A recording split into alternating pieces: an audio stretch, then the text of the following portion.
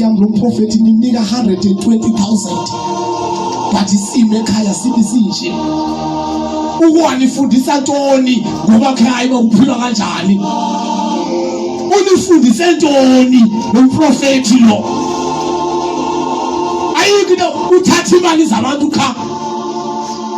Awufundisa uma ngiphatha kanjani utata. Utata umphatha kanjani umama? Eyona nihlanganisa apha abangcwele. Ngiyokuthi kwasakhe ngezwi lakhe kube khona ukuthula emakhaya, kube khona ukuthula emisebenzini, siqualify ngezulwini. Hayi wabukhuthuza ngabantu nje. Qhubezela memsthandazi. Verse 28.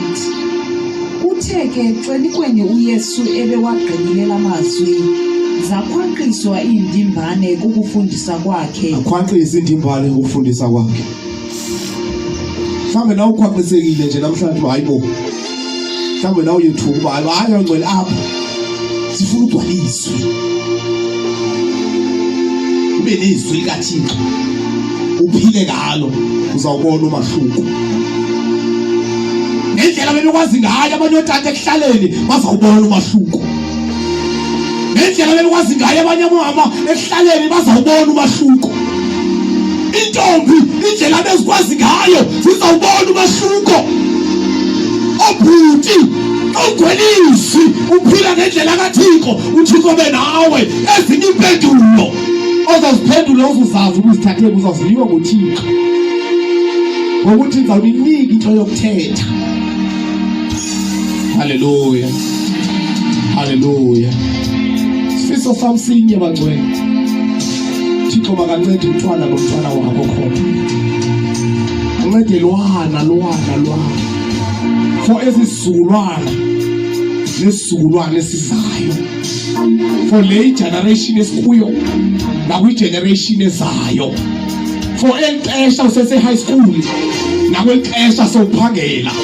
For kwelixesha usaphangela nakwixesha sowupension.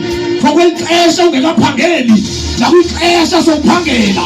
Ugcwaliswe likaThixo akusize uThixo. Ngizola kudlala apha. Osekudlala lapha. Sizokhonza uThixo ancede impilo zethu. Abazali nabedibana nawe babona umehluko. Why? Wenziwa nguThixo. Hayi ngumprofeti umonakala ngizowe umprofeti.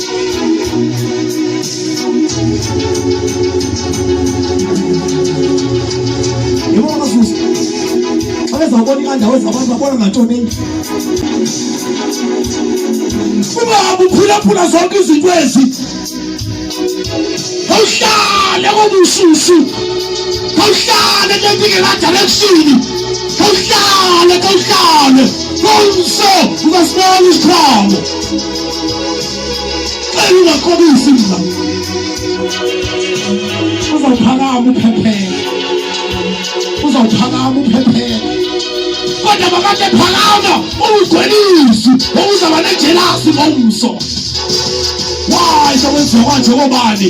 Why bethathelwa phezulu? Hayi ngoba kutheni banenjwa inkosi. Uphakama uphephela abanye. Uyoshuma lethisi. Beka abantu phansi lento sabo. Kawulangezelele zamazulu.